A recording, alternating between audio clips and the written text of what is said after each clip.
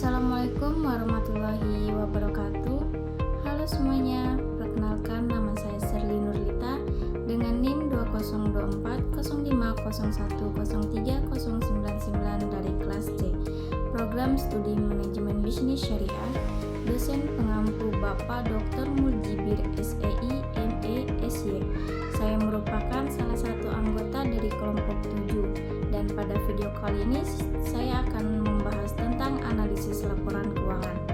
Dalam beberapa menit ke depan kita akan membahas secara singkat mengenai pengertian, tujuan, jenis-jenis, contoh serta manfaat laporan keuangan. Untuk itu langsung saja kita mulai pada pembahasan yang pertama. Baik teman-teman, pertama saya akan menjelaskan tentang pengertian laporan keuangan. Nah, apa itu laporan keuangan? Laporan keuangan adalah laporan yang menunjukkan kondisi keuangan suatu perusahaan pada saat ini atau dalam periode tertentu. Dengan adanya laporan keuangan, kita bisa mengetahui bagaimana posisi keuangan perusahaan, apakah dalam keadaan sehat, mengalami keuntungan, atau justru kerugian.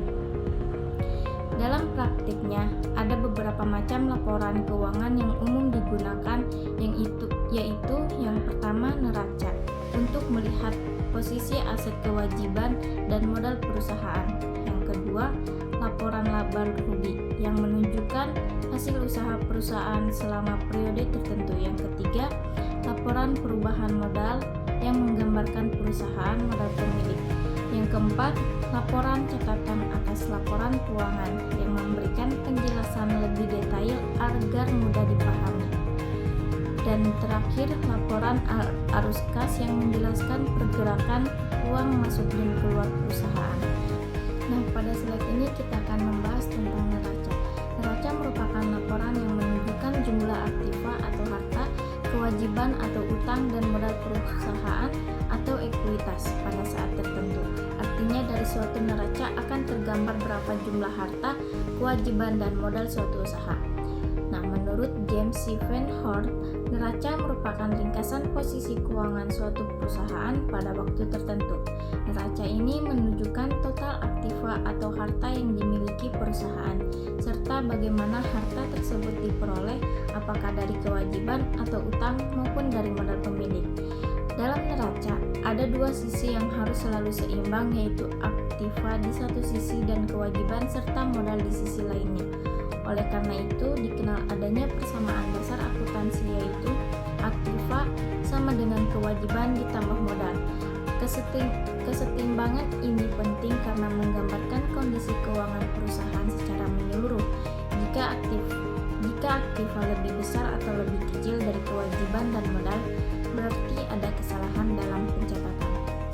Selanjutnya, informasi dalam neraca. Yang pertama, jenis-jenis aktiva atau harta atau aset yang dimiliki, yaitu dengan jenis modal semua harta atau kekayaan yang dimiliki perusahaan seperti kas, piutang, dan peralatan. Yang kedua, jumlah rupiah masing-masing jenis aktiva, yaitu dengan nilai uang dari setiap jenis harta tersebut. Yang ketiga, jenis kewajiban atau utang atau liability, yaitu semua utang atau kewajiban yang harus dibayar perusahaan. Yang keempat, jumlah rupiah masing-masing jenis kewajiban atau utang. Yang kelima, jenis-jenis modal atau equity, yaitu dengan dana atau investasi pemilik dalam perusahaan.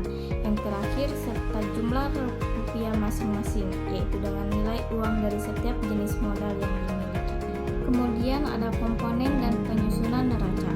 Komponen atau isi yang terkandung dalam suatu aktiva dibagi dalam 3 bagian, yaitu aktiva lancar, aktiva tetap, aktiva lainnya. Kemudian kewajiban atau utang dibagi ke dalam 2 jenis, yaitu kewajiban lancar atau utang jangka pendek dan utang jangka panjang. Adapun komponen modal terdiri dari modal setor. Modal laba yang ditahan posisi aktiva pada neraca disajikan pada sisi kanan secara berurutan dari atas ke bawah untuk neraca berbentuk kontrol atau account form. Sedangkan untuk neraca yang berbentuk laporan atau report form, penyusunannya dimulai dari atas secara berurutan ke bawah, yaitu dimulai dari aktiva, kewajiban, dan ekuitas. Adapun aktiva dan kewajiban. Yang pertama, aktiva lancar terdiri dari kas, rekening pada bank atau rekening giro dan rekening tabungan, deposito berjangka atau time deposit, surat-surat berharga atau efek-efek, piutang, pinjaman yang diberikan, persediaan, biaya yang dibayar di muka, pendapatan yang masih harus diterima, dan aktiva lainnya. Yang kedua, ada aktiva tetap.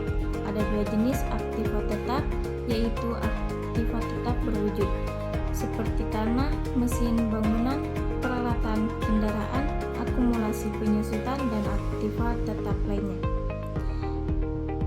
Aktiva tetap tidak berwujud, yaitu goodwill, hak cipta, lisensi, dan merek dagang. Aktiva lainnya terdiri dari antara lain gedung dalam proses tanah dalam penyelesaian, utang jangka panjang, uang jaminan, uang muka investasi, dan lainnya. Nah, selanjutnya kita akan membahas tentang laporan laba rugi.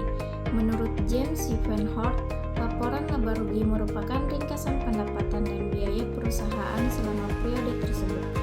Komponen laporan laba rugi.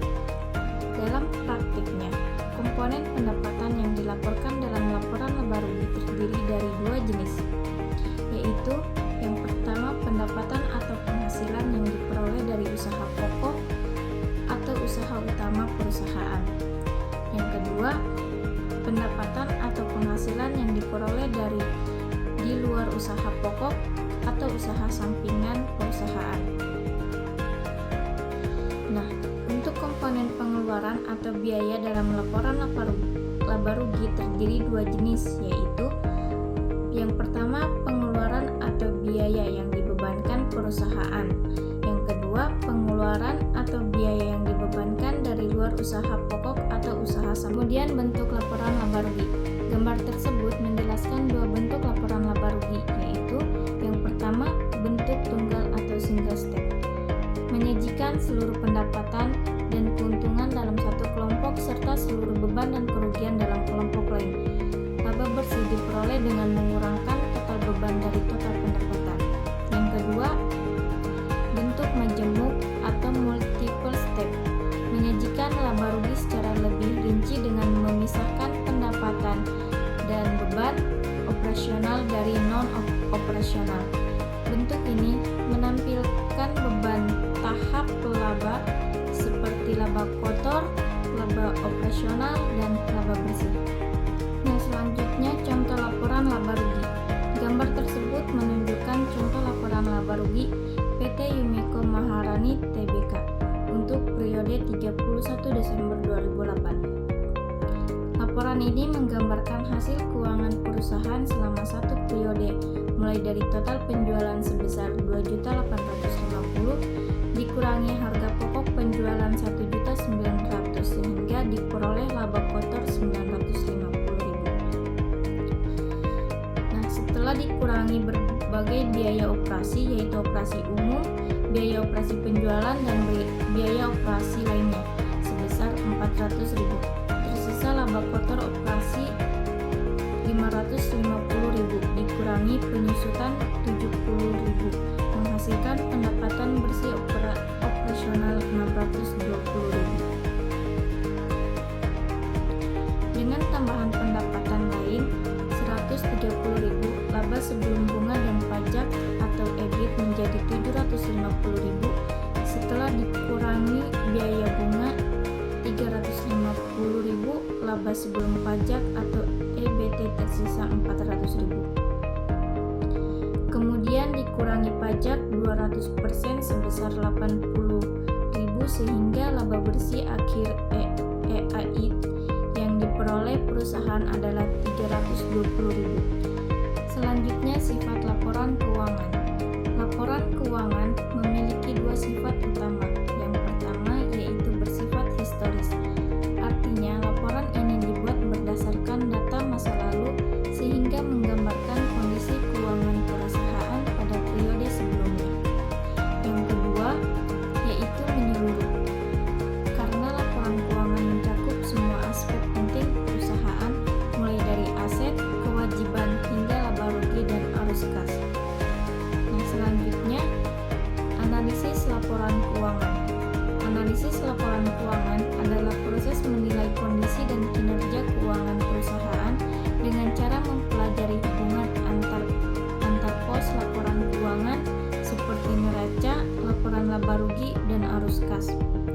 Melalui analisis ini, kita bisa mengetahui seberapa baik perusahaan mengelola keuangan dan bagaimana hasil kinerja selama periode tertentu. Selanjutnya, pengertian rasio keuangan. Menurut James C. Vanshorn, rasio keuangan merupakan indeks yang menghubungkan dua angka akuntansi dan diperoleh dengan membagi satu angka dengan angka lainnya. Dalam praktiknya, analisis rasio keuangan suatu perusahaan dapat digolongkan menjadi rasio neraca, yaitu membandingkan angka-angka yang hanya bersumber dari neraca. Yang kedua, rasio laporan laba rugi, yaitu membandingkan angka-angka yang hanya bersumber dari laporan laba rugi. Yang ketiga, rasio antara laporan, yaitu membandingkan angka